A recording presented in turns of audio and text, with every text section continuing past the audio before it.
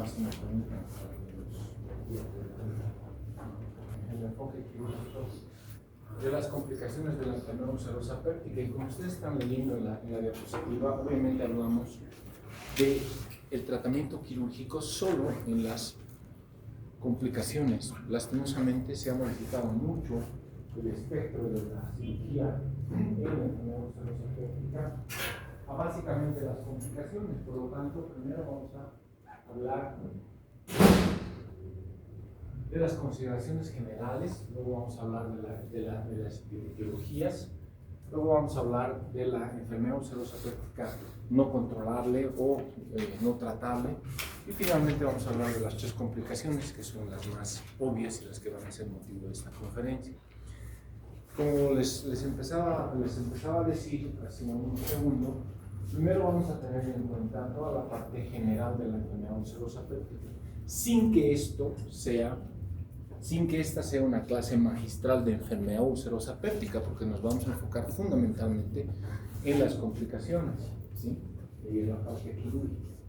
La enfermedad ulcerosa péptica en general va a afectar al 4 al 10% de la población, va a tener una amplia variación geográfica, vamos a intentar ver cuáles son las causas de esta variación.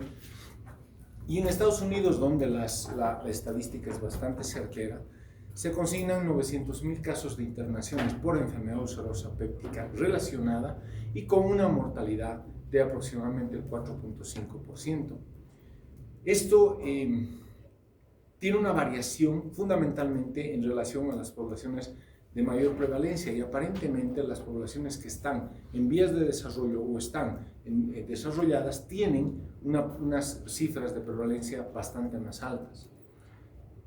Aparentemente esta diferencia geográfica depende fundamentalmente de dos hechos importantes, como son la prevalencia de Helicobacter pylori, de hecho es la causa más frecuente dentro de la enfermedad ulcerosa péptica, y el consumo de AINES. Como es lógico pensar, las personas mayores, la mayor longevidad, hay muchísimo más uso de antiinflamatorios no esteroideos, por lo tanto las poblaciones más longevas también tienen asociada la ingesta crónica de antiinflamatorios no esteroideos.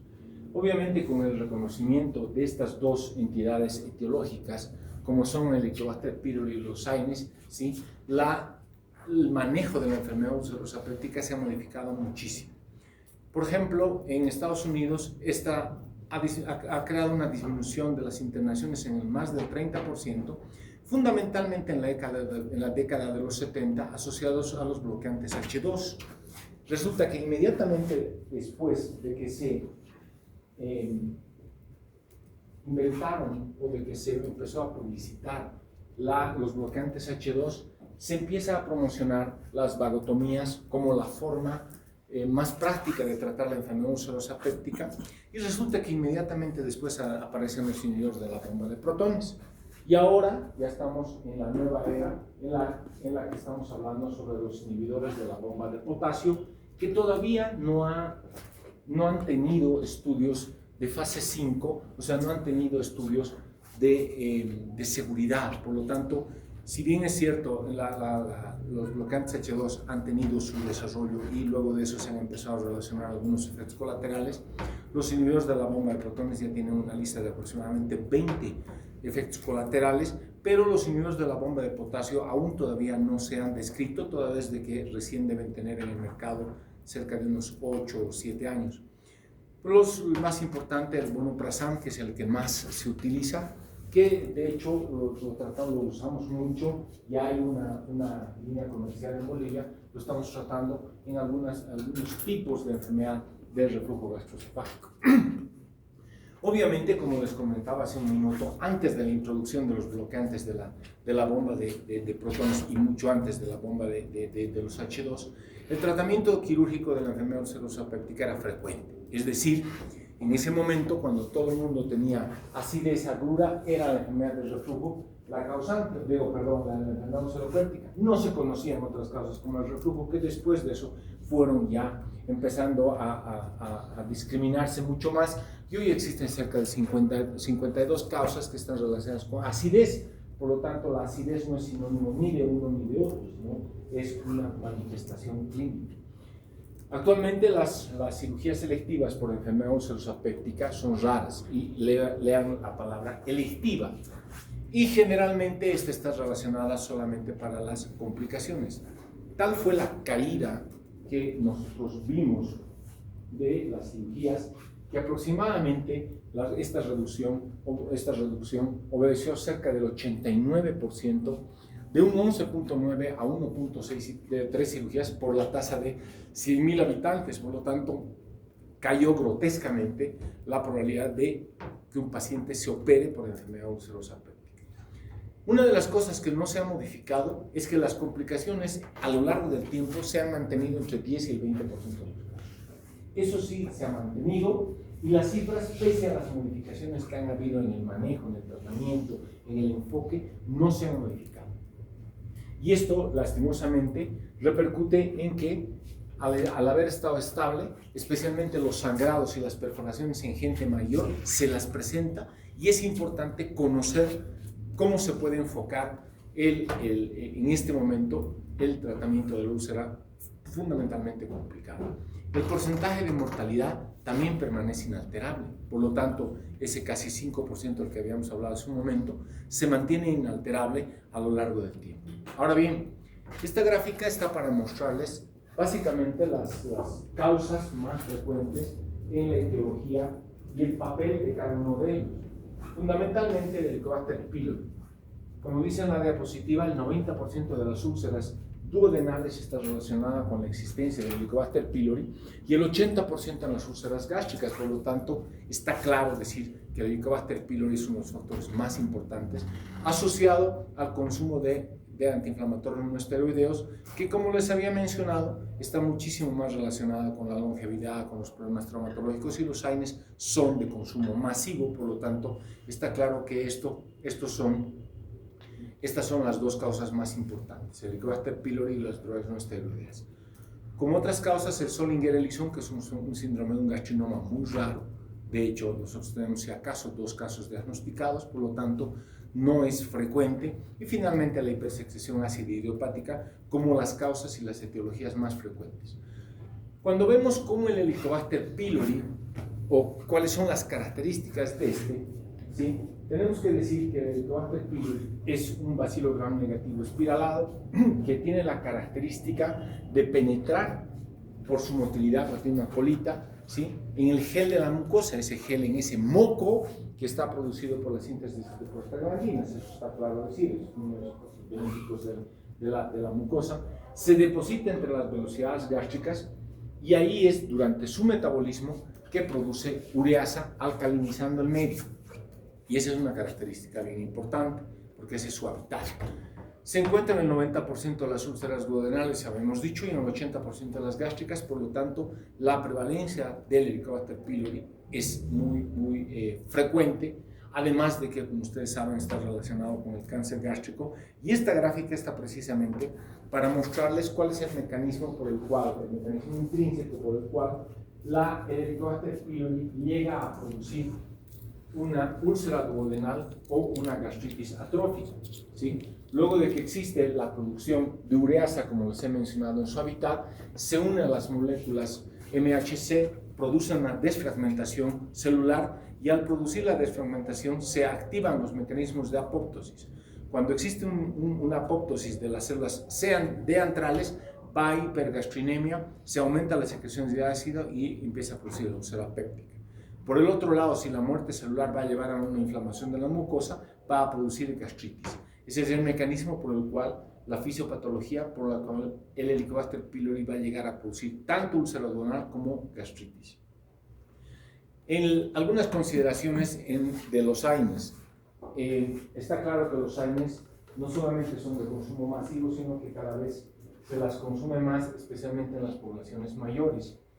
Este consumo va a producir una disminución a través del bloqueo de las prostaglandinas, fundamentalmente dos, de la secreción de moco, y por lo tanto el ácido va a actuar directamente sobre la mucosa, produciendo gastritis y úlcera, y de esa manera vamos a llegar a producir una alteración en la mucosa. Además de eso, el ácido interfiere en la agregación plaquetaria, impidiendo la cicatrización ulcerosa. que es un mecanismo secundario para la perpetuación de la úlcera. Por lo tanto, para poder hablar o ya tener el enfoque de esta plática, tenemos que decir que fundamentalmente la enfermedad ulcerosa péptica hoy por hoy reserva su potencial quirúrgico en la perforación, en el sangrado y en la estenosis pilórica, que son las tres complicaciones obvias, las tres complicaciones de la enfermedad ulcerosa péptica. Pero hay una cápite que no me parece bueno dejarlo, que es la enfermedad ulcerosa péptica no complicada, en la cual, si bien es cierto, se ha abandonado como forma primaria de tratamiento, y esto está claro, obviamente a operar a un paciente voy a preferir darle un inhibidor de la bomba de protones.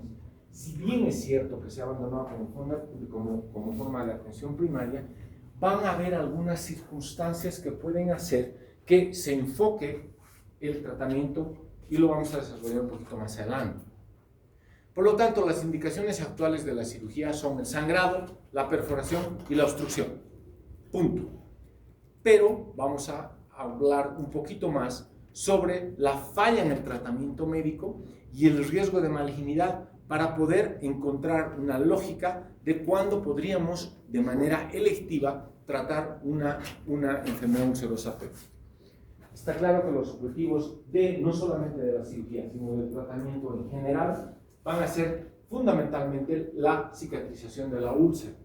Además, como un efecto, también cuando empezamos un tratamiento, intentamos evitar que haya una recidiva de la complicación, o sea, prevenir y tratar las complicaciones, abordar la etiología subyacente. Ninguno de los medicamentos actuales, estamos hablando del Helicobacter pylori como causa fundamental, y obviamente la cirugía no va a ir a curar el Helicobacter pylori. De hecho, si ustedes saben, por gastroenterología, el 70% de los pacientes recidiva a los 3 meses después de hacer tratamientos. Ya no solamente se están haciendo tratamientos de primera línea, de segunda línea, de tercera línea. O sea, normalmente la enfermedad ulcerosa péptica por el Helicobacter pylori recidiva. Por lo tanto, ahora se están buscando vacunas para ver la forma de controlar eso y obviamente vamos a ver si a lo largo del tiempo disminuye las complicaciones. Finalmente, minimizar las consecuencias digestivas postoperatorias dentro de los objetivos de nuestro tratamiento quirúrgico. Está claro que ninguno de los procedimientos quirúrgicos que vayamos a hablar van a cumplir con esos 4 requisitos que han sido enumerados anteriormente. Pero de cualquier manera, lo que nosotros necesitamos considerar de manera independiente son las características de la úlcera, es decir, la localización, la cronicidad y el tipo de complicación, la probable causa dentro de la etiología, las condiciones del paciente, es decir, la edad del paciente y las comorbilidades. Estamos diciendo que es una enfermedad de las personas mayores, por lo tanto, la mayor parte de los pacientes mayores tiene comorbilidades, ¿sí? Y una de las cosas que la voy a mencionar es el procedimiento per se. Hace un rato les hemos dicho que ha habido una caída de prácticamente el 90% de las cirugías, por lo tanto, está claro que la experiencia del cirujano por la disminución de las cirugías gástricas es notoria. Entonces, cuando se enfrenta un paciente que tiene una complicación en la sala de urgencias, pues muchas veces la experiencia denota que se incrementen la posibilidad de morbilidades. Esta clasificación es la modificada por Johnson. En realidad, si ustedes se acuerdan de la clasificación estándar, era hasta la línea 3, es decir, el tipo 1, que son las úlceras localizadas en la incisura angular, las úlceras tipo 2 y 3, donde hay una gástrica y una duodenal, aunque una de estas esté cicatrizada, y la úlcera 3, que es prepilórica. Está claro que la tipo 2 y la tipo 3 son o tienen una fisiopatología fundamentalmente duodenal, y la tipo 1 es fundamentalmente gástrica. A esta clasificación se ha asociado la yuxta esofágica y la relacionada por medicamentos, que como ustedes están viendo, tienen localizaciones atípicas, ¿sí? Solamente a modo de comentario, si es que existen múltiples úlceras en varias localizaciones, la forma en la que debemos descartar fundamentalmente Solingen-Ellis, ¿sí? Ahora bien, como les había mencionado hace un rato, vamos a intentar encontrar algunas razones por las que podríamos manejar la enfermedad ulcerosa péptica desde un punto de vista quirúrgico. Pese a todo esto, puede haber una persistencia de la úlcera pese a la correcta erradicación del Helicobacter pylori. Les estoy diciendo que el 70% de las veces recidiva, pues no es infrecuente que el tratamiento resulte infructuoso. La persistencia de dolor abdominal pese al manejo clínico bien formulado, en ningún momento estamos hablando de que el paciente ha sido maltratado, ha sido perfectamente bien tratado.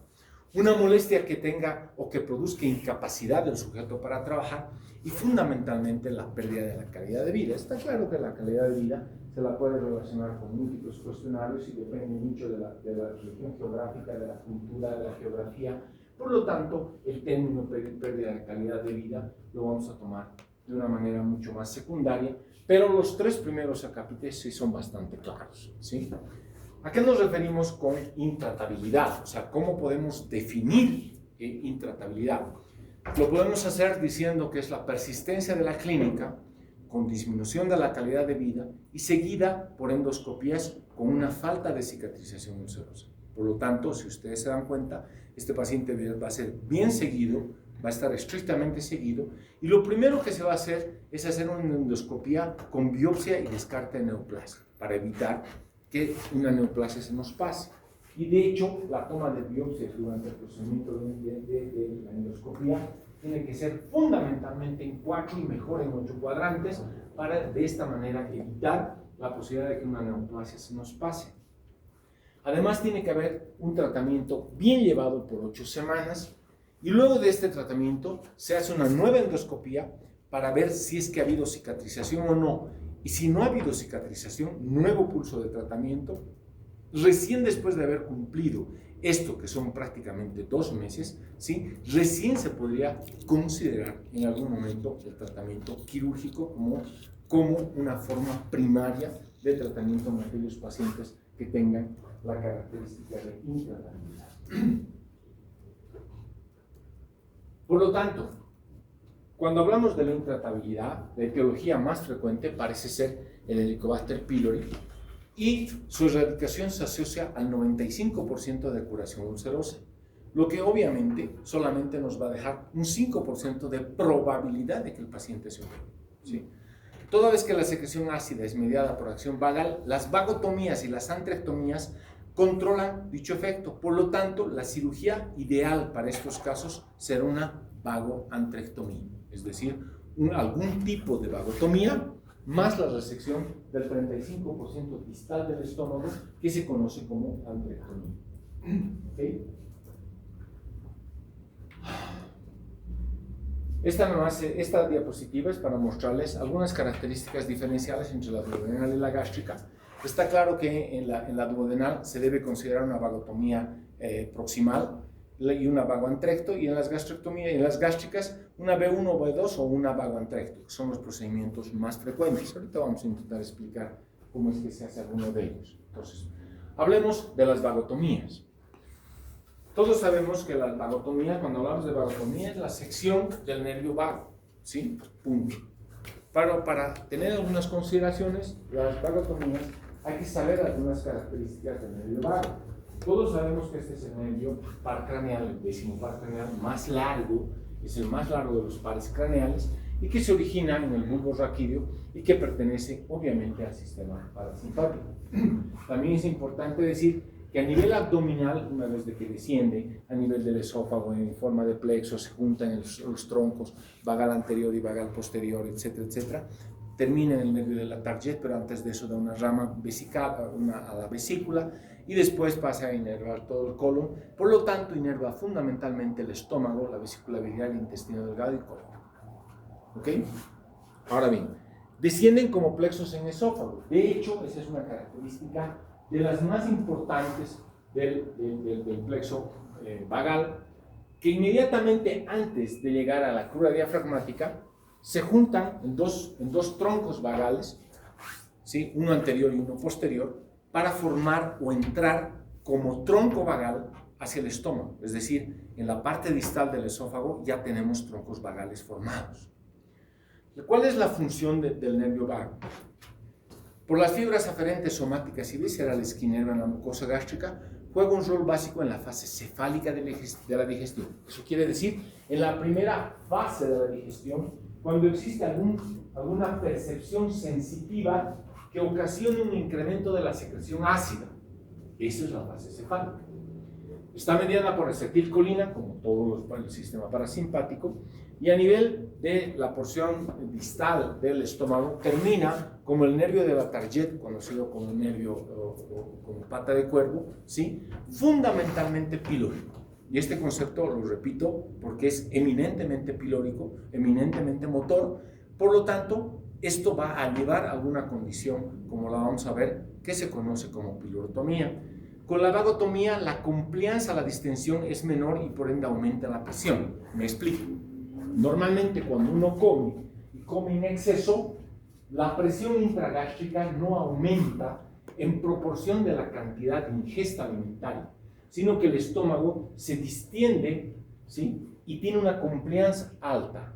Por lo tanto, al distenderse no aumenta la presión dentro del estómago. Pero cuando se hace una vagotomía, este efecto cambia. A medida que se va comiendo, aumenta más la presión intragástrica. Y ese es un efecto muy frecuente que produce probablemente una de las molestias postoperatorias más desagradables. También la vagotomía va a producir una disminución drástica de la secreción ácida en el 65% de la basal y el 70% de la máxima o estimulada. Por lo tanto, la secreción va a caer mucho con las vagotomías.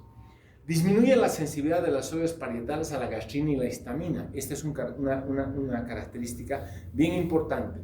Por ende, la fase cefálica se va a anular, es decir, no va a haber una secreción de ácido, ¿sí?, secundaria a la percepción sensitiva de olores o ver una comida que vaya a satisfacer, que vaya a desencadenar la fase cefálica. Y las células G antrales se van a hiperplasear por este mecanismo. Además de eso, existe una aceleración del vaciamiento a los líquidos y disminución de los sólidos. Y este efecto es muy evidente y muy claro. Los líquidos van a pasar de una manera normal, acelerada, pero los sólidos no. Y esto va a ocasionar la molestia más frecuente que tienen los pacientes con vagotomía, la distensión crónica. En los casos en los que se secciona el nervio mucho antes de la Target, tiene que haber un procedimiento de drenaje por la consideración que les he mencionado hace un momento, que es eminentemente motor. Y por lo tanto, si nosotros seccionamos el nervio, el píloro va a estar cerrado permanentemente, que esa no es la condición que necesitamos o buscamos. Por lo tanto, tenemos que adicionar un procedimiento de drenaje, es decir, una pilorotomía, para poder hacer que haya un vaciamiento gástrico. Desde un punto de vista de clasificación, las vagotomías pueden ser vagotomía troncular, selectiva o supraselectiva, que son las tres clásicamente descritas. ¿Sí? La vagotomía troncular, como su nombre menciona, es la sección del nervio vagal inmediatamente después de caracterizar la curva diafragmática. La vagotomía selectiva será inmediatamente debajo de la emisión de la rama celíaca, es decir, la que va a la vesícula, y la vagotomía proximal será aquella que respete, ¿sí?, la pata de cuervo, es decir, sea una ceromiotomía en realidad. ¿Cuáles son las características de la vagotomía troncular? Desde el punto de vista quirúrgico, en realidad no es una sección solamente, es una vaguectomía, es decir, se saca un pedazo, 1 centímetro de nervio vagal, que tiene que ser corroborado por histología. Implica la sección y resección de los dos troncos vagales, es decir, el tronco anterior y el tronco vagal posterior. No solo de nerva al estómago, sino también al resto de la cavidad peritoneal, intestino, colon y vesícula, ¿sí? Y por lo tanto, como daña el nervio de la Target, ¿sí?, y este es eminentemente motor, se debe acompañar de un procedimiento de drenaje. Esta es la gráfica en la que están viendo cómo se secciona un pedazo. La vagotomía selectiva, como os he mencionado hace un momento, es la sección del nervio vagal inmediatamente después de dar la rama celíaca, ¿sí? La disección es mucho más demandante y cuidadosa, conserva la inervación de la vesícula, porque la rama celíaca ya fue dada, pero denerva el resto del estómago. O sea, mata la pata de cuervo, y por lo tanto debe, al igual que la troncular, siempre utilizarse en procedimientos de drenaje. En cambio, la vagotomía supraselectiva o parietal, o seromiotomía anterior y posterior, que fue descrita como mucho antes de la iniciación de los medicamentos, de los bloqueantes H2, y aparentemente era la cirugía funcional ideal, ¿sí? Debería respetar el nervio de la Target seccionando los nervios entre estos y las ramas viscerales, es decir, a lo largo de toda la curvatura menor del estómago. Por eso es que les mencionaba que se conoce en realidad como una seromiotomía a lo largo de la curvatura menor. La ventaja de este es que no necesita drenaje y la alteración del vaciamiento gástrico es mucho menor, produce prácticamente muy poca anatomía, por lo tanto los efectos de una vagotomía son reducidos, ¿sí? Y la tasa de recurrencia ulcerosa es alta. ¿Por qué? Porque no ha habido una sección del nervio criminal de Gracie. Lastimosamente, cuando se hace una vagotomía, una seromiotomía, ¿sí? Si bien se respeta la pata de cuervo y se secciona toda la curvatura menor, debería seccionarse 6 a 8 centímetros por arriba del ángulo de His para poder seccionar también los nervios, el nervio criminal de Gracie, que si no se lo hace, la recidiva es alta. Como les había mencionado, aquellos procedimientos, fundamentalmente la troncular y la selectiva, tienen que ser acompañadas de una piloroplastia, que se conoce con el nombre de Heineken-Kulix, ¿sí? En realidad hay dos variedades para hacerla, no voy a entrar en detalles, simplemente se hace una sección longitudinal al eje del píloro y una sutura transversal luego de haber seccionado el músculo. Puede preservarse la mucosa o no, que esa es la variante, ¿sí? Pero la sutura siempre debe ser transversal. ¿Para qué? Para evitar las estenosis quirúrgicas. ¿Ok? Cuando hablamos de procedimientos de resección gástrica, especialmente en los pacientes con una úlcera gástrica, lo anterior era duodenal, podemos referirnos fundamentalmente a la gastrectomía subtotal o antrectomía, que como les he mencionado, significa la resección del 35% distal del estómago, ¿sí? Normalmente nosotros sabemos que el límite anatómico que nos describe la hemigastrectomía, es decir, la mitad del estómago, ¿sí? Es la unión de los vasos gastropiploicos derecho e izquierdo en la curvatura mayor.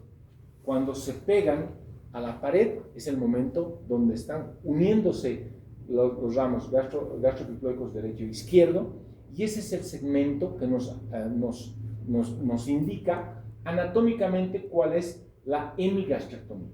Por lo tanto, cuando se hace de una antrectomía, este estará distal a este punto. Este procedimiento, asociado a vagotomía, reduce la estimulación colinérgica y la estimulación por gastrina, y la reconstrucción puede ser tipo B1 o B2. Simplemente, a modo de comentario, decirles que la reconstrucción tipo B1 es una gastroduodenostomía, es decir, se reseca el 35% distal del estómago y se anastomosa con el mismo duodeno, por lo tanto es mucho más funcional, ¿sí? En cambio, cuando se hace una gastrectomía tipo B2, o sea, tipo Billroth 2, hace mención a que se hace una anastomosis gastroyeyunal. Existen más o menos 15 variantes para saber cómo es la gastrectomía tipo B2. No voy a entrar en detalles, simplemente decirles que es una gastroyeyunoanastomosis, es decir, se cierra el duodeno y se anastomosa un segmento de yeyuno. ¿Ok? Ahora bien, vamos con la primera complicación, que es la úlcera perforada. Esta patología se presenta en gente mayor, en gente mucho por encima de los 60 años. El uso de AINES y tabaco son las etiologías más frecuentemente encontradas. 5 al 10% de los pacientes con úlcera duodenal tendrán perforación, y en las gástricas es más frecuente en mujeres mayores. Y esto es bien cierto. Generalmente son pacientes por encima de los 50 años. Y una de las características es que la mayoría saben que son ulcerosos o que ya han tenido tratamientos. Solo 1/3 de estos no tienen antecedentes. Se afecta a cerca de 4 millones de personas en el mundo y el porcentaje de muerte asociada a úlcera péptica perforada es del 9.3%, o sea, un porcentaje bastante alto. La medicina moderna ha conseguido disminuir la prevalencia de la úlcera péptica y su manejo, pero las complicaciones se mantienen inalterables. En relación a la úlcera perforada, el lugar donde más frecuentemente se perfora generalmente es duodeno. Y en el duodeno generalmente es en la cara anterior y en la primera porción. Por lo tanto, son proximales, hasta en un 65%.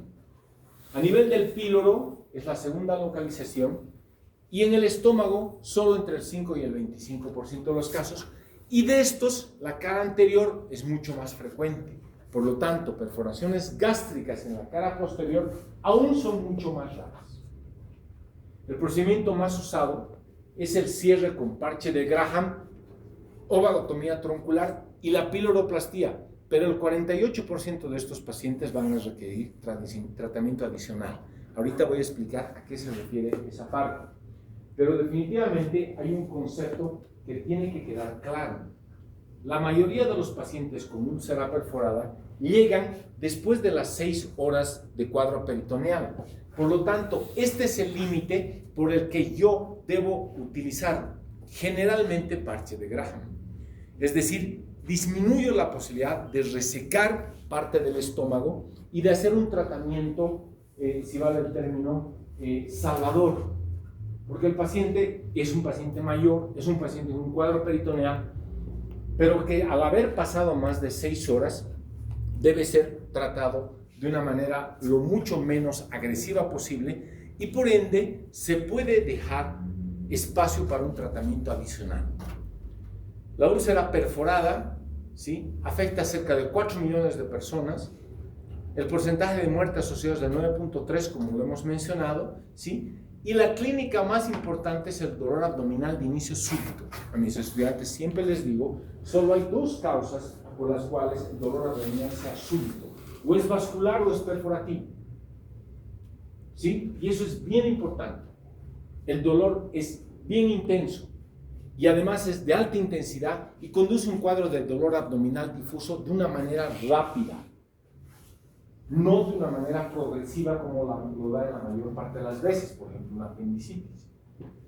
Inmediatamente después de eso hay náuseas, vómitos y distensión abdominal. La radiografía, que es un parámetro muy evidente, muestra un hemoperitoneo. La radiografía siempre se toma de pie y las radiografías de abdomen siempre son APs. Las radiografías de tórax siempre son PAs. Acuérdense las características de por qué se tomó una radiografía PA. Cuando nosotros sospechamos de una úlcera, generalmente tomamos una radiografía de tórax porque se ve mejor que en las radiografías de abdomen. ¿Ok? Entonces, si hemos hablado del parche de Graham, ¿cuáles son las características o cómo se realiza este procedimiento? Nuevamente debemos decir que el parche de Graham debe reservarse a pacientes con alto riesgo de vida, pacientes con peritonitis por encima de 6 horas, pacientes chocados o pacientes con inmunodepresión, es decir, tratamientos con esteroides, cánceres o alguna terapia asociada, quimioterapia, radioterapia, lo que sea. Es mucho más efectivo el procedimiento combinado del parche de Graham con algún tipo de vagotomía. O sea, además del parche de Graham, hago una vagotomía. Las úlceras menores a 5 milímetros tienen altas tasas de recurrencia, ¿sí? Pero cuando yo sospecho que este paciente tiene una úlcera grande o es una úlcera penetrante hacia el páncreas, debo hacer una vagoantrectomía, o sea, una antrectomía y una vagotomía. ¿Cómo se hace el parche de Graham? Primero, se identifica el sitio de la perforación, que como les he dicho, generalmente es en la primera porción del duodeno, en el bulbo duodenal, en el D1, ¿sí?, en la cara anterior. Se biopsia los bordes lesionales de manera sistemática. Segundo, se colocan 3 a 4 puntos de hilo irreabsorbible, generalmente seda del 2 o del 3 ceros, sin cerrarlos. Luego de eso, ¿sí?, el punto debe tomar 1 a 1.5 centímetros de cada borde y finalmente aproximar el epiplón con irrigación intacta y recién cerrar. No es lo mismo que una epiploplastia. Esto es un parche de Graham. Por lo tanto, cuando tengamos una úlcera encontrada y perforada en la cara anterior, fíjense claramente, aquí está el píloro y este es el B1, ¿sí? Se pasan 3 o 4 hilos a 1 centímetro o 1 o 1.5 centímetros del borde, se traslada un segmento de epiplón mayor, respetando el arco de Barkov, que es este, ¿sí? Se lo coloca encima de la úlcera y recién se cierra con el parche adentro. ¿Ok? ¿Qué hacemos en la úlcera gástrica perforada? Acuérdense, hace un rato les hemos dicho que es una enfermedad que se presenta con mayor prevalencia en el género femenino, en personas mayores, ¿sí? Y esta tiene una mortalidad aún mayor del 10 al 40%. Se prefieren gastrectomías parciales a no ser que el paciente tenga mucha edad, comorbilidades o la peritonitis por encima de las 6 horas de evolución. Ojalá pueda hacerse el tratamiento definitivo, es decir, ojalá se puedan hacer gastrectomías. Es decir, si el paciente tiene menos de 6 horas de cuadro peritoneal, deberíamos optar por un procedimiento resectivo, ¿sí? Por lo tanto, como generalmente se localizan en la porción distal, da para hacer una gastrectomía y una reconstrucción gástrica tipo B1 o B2. Acuérdense, ¿por qué yo escojo B1 o B2? Siempre voy a preferir lo más fisiológico, que es una reconstrucción gástrica tipo B1. Pero si la resección ha sido más alta, si la úlcera está más alta y he tenido que hacer una hemigastrectomía o algo más, ¿sí? No me va a alcanzar para tener una gastroduodeno y la sutura va a quedar a tensión. Y como la tensión es el peor enemigo del cirujano, prefiero hacer una gastroyeyunoanastomosis. ¿Ok? Vamos con el sangrado digestivo alto. El sangrado digestivo alto es una condición que se va a presentar en cerca del 50% de las hemorragias digestivas. O sea, si ustedes revisan una literatura, probablemente les diga las varices esofágicas son la primera causa. Y la otra literatura les diga la úlcera sangrante. No interesa. Al final es una de las causas más frecuentes de hemorragia digestiva. Eso es lo que quiero significar. 20% de los pacientes portadores de enfermedad ulcerosa péptica sangrarán en algún momento de su evolución. O sea, 1/5 de los pacientes va a sangrar de manera durante el curso de la evolución natural de la enfermedad ulcerosa péptica. 10 al 20% de los pacientes con sangrado fallan en el tratamiento médico y requieren cirugía de urgencia. O sea, ¿cuál es el objetivo? Encontrar este 10 al 20% para hacer que no resangre. ¿Ok? Por lo tanto, si el porcentaje de mortalidad es del 5 al 10%, pero aún este es mucho mayor en las personas viejas y mujeres, el 90% de los sangrados se den espontáneamente en las siguientes 8 horas. Y este concepto va relacionado con la diapositiva anterior. Si la mayoría, el 90% de los casos, la hemorragia digestiva por úlcera cede, ¿qué tengo yo que hacer? Encontrar al grupo de personas que va a resangrar para ofrecer un tratamiento quirúrgico de entrada y no esperar a un resangrado y operarlo en peores condiciones. Que esa es la idea. De este 10%, 5% son tratados exitosamente con endoscopía. O sea, me queda solo 5% de aquellos pacientes que van a sangrar. Por esta razón, debo reconocer la posibilidad de resangrado ulceroso. ¿Y cómo lo hago? A través de la clasificación de Forrest. La clasificación de Forrest es la clasificación de un estadiaje de las úlceras, donde sé muy bien que el sangrado es activo cuando es 1A es arterial y cuando es 1B es en napa, pero el resangrado es alto en las dos, especialmente en la 1A. va disminuyendo un poquito en el 2A, en el 2B y en el 3C, y obviamente cuando la lesión es seca, sin estigma, la posibilidad de resangrado es nula. ¿Sí? Por lo tanto, estoy diciendo, en otras palabras, que aquel paciente con hemorragia digestiva alta debe ser sometido a una endoscopia primero. ¿Ok? Entonces, ¿cómo voy a diagnosticar a aquel paciente que tiene un sangrado digestivo alto? Es lógico que el paciente va a venir vomitando sangre, o le voy a poner una sonda nasogástrica y voy a tener un contenido hemático. Muy sencillo. Siempre va a haber un antecedente, y además, si el sangrado no es tan manifiesto, no es tan alto, la posibilidad de tener melenas, es decir, deposiciones negras, oscuras, alquitranadas. ¿Ok? Pero lo que me interesa es encontrar a aquellos pacientes con un sangrado digestivo alto. El diagnóstico es muy sencillo, como les he mencionado, lo único que tengo que hacer es colocar una sonda nasogástrica y obtener un contenido hemático. Con eso ya tengo el diagnóstico de hemorragia digestiva alta. Inmediatamente después, este paciente obviamente va a ir a una endoscopia para ver la etiología. ¿Sí? Si el sangrado es manifiesto y es abundante, puede producir alteración de la hemodinamia y un shock hipovolémico. La endoscopía se solicita fundamentalmente para ver si el sangrado es activo o no, porque el sangrado inactivo me va a permitir tener un poco más de chance en el estudio de ese paciente y no llevarlo a quirófano de entrada. Segundo, me va a diagnosticar la etiología, si es una úlcera perforada, si son varices esofágicas, si es alguna otra patología, y finalmente me va a determinar la localización. ¿Sí? Muchas veces, en prácticas muy antiguas, se considera que un paciente entra con sangrado digestivo y no, va a quirófano. Lo metemos a quirófano y nunca encontramos el lugar, porque puede ser una úlcera de tía la foie, por ejemplo.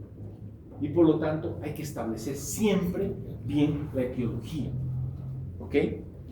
Esta imagen es una imagen para que ustedes vean un sangrado en napa de un Forrest 1B y un sangrado arterial. Esta era una imagen en video, pero lastimosamente no encuentro el video original y me ha quedado solamente esta gráfica, ¿sí? Donde claramente el sangrado es a nivel de la incisura angular. Fíjense que el endoscopio está por arriba, por lo tanto estamos mirando hacia arriba. ¿Sí? Es una retroversoflexión, así se conoce. Esta está en la curvatura, en la incisura angular, ¿sí? Y esta también. Por lo tanto, están claramente viendo un chorro de sangre, ¿sí? Y esta es la foto después de la terapia, primero con adrenalina y luego con alcohol absoluto, que se la hace por endoscopía, porque la mayoría de los tratamientos con endoscopía son muy efectivos, ¿sí? De hecho, esa creo. ¿Ya? Por lo tanto, el tratamiento de la enfermedad ulcerosa péptica sangrante va a estar dividido en dos partes. En una primera endoscópica, donde ya vamos a encontrar la etiología, la localización y si es que es activo o no, que es lo que más me importa, ¿sí? Y si más de la mitad de las hemorragias digestivas ceden espontáneamente, el grupo al que yo tengo que encontrar está referido con aquellos pacientes fundamentalmente más de 65 años que tengan inestabilidad hemodinámica y que hayan requerido al menos 4 unidades de sangre en las últimas 24 horas. O sea, esos pacientes que cumplen estos 3 requisitos van a resangrar.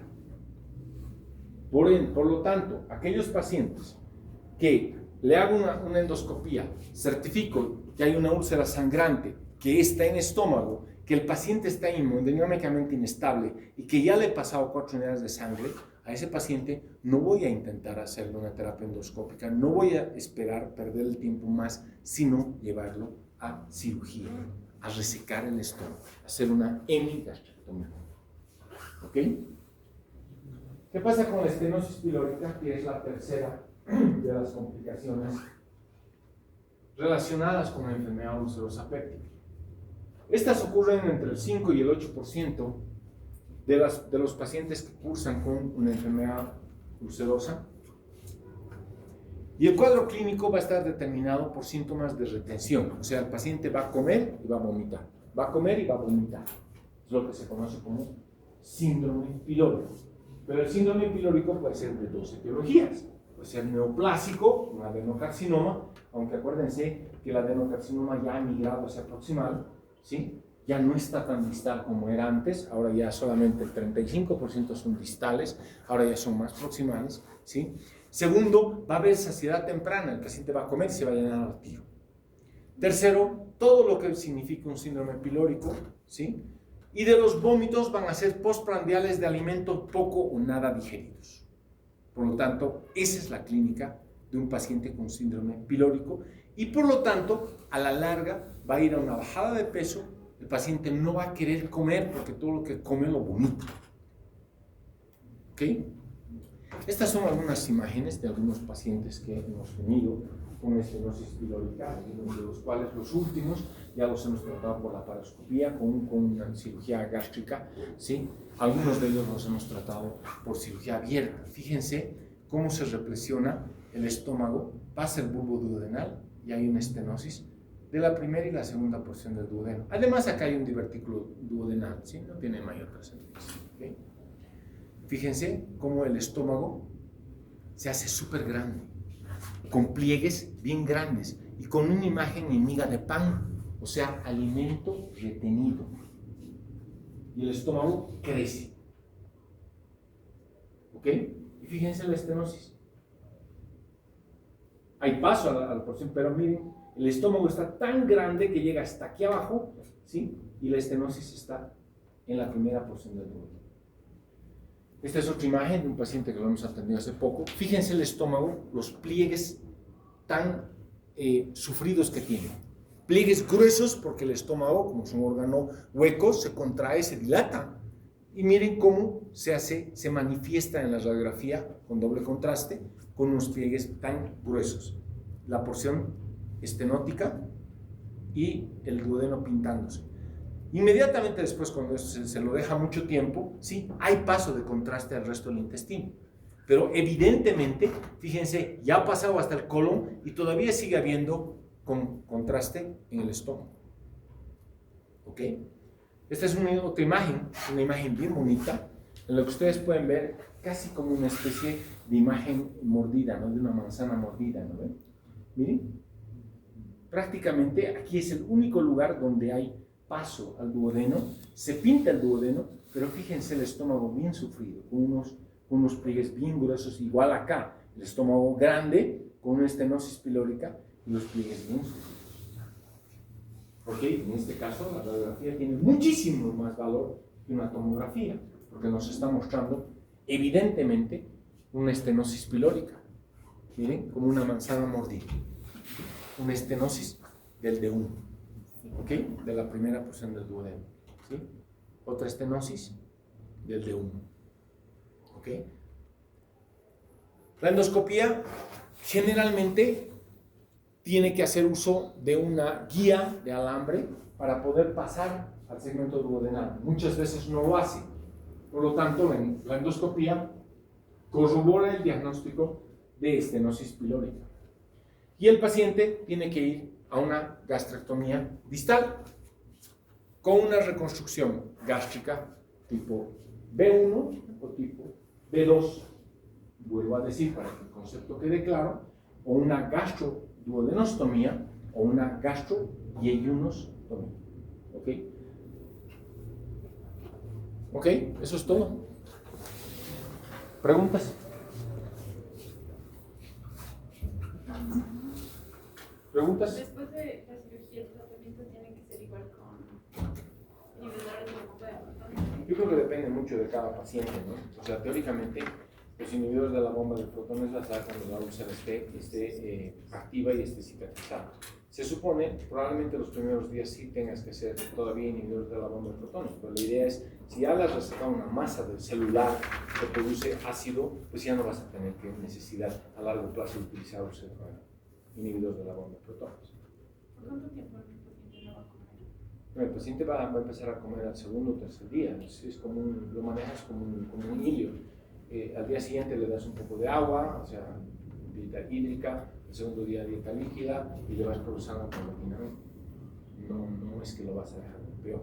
Ahora, uno de los problemas es que estos pacientes, o sea, este tipo de complicaciones se presentan en pacientes mayores. Generalmente asociamos nutrición parenteral antes de la cirugía para recuperar al paciente y que el paciente ya no entre depauperado, sino entre con unas cifras de albúmina altas. Y eso le mantienes 1 o 2 semanas más, termina de comer y ya le suspendes. Y luego a la cirugía tenemos que darle una dieta hiperproteica igual que tú haces gente. O sea, teóricamente después de que dé la cirugía le vas a dar una dieta convencional, ya no.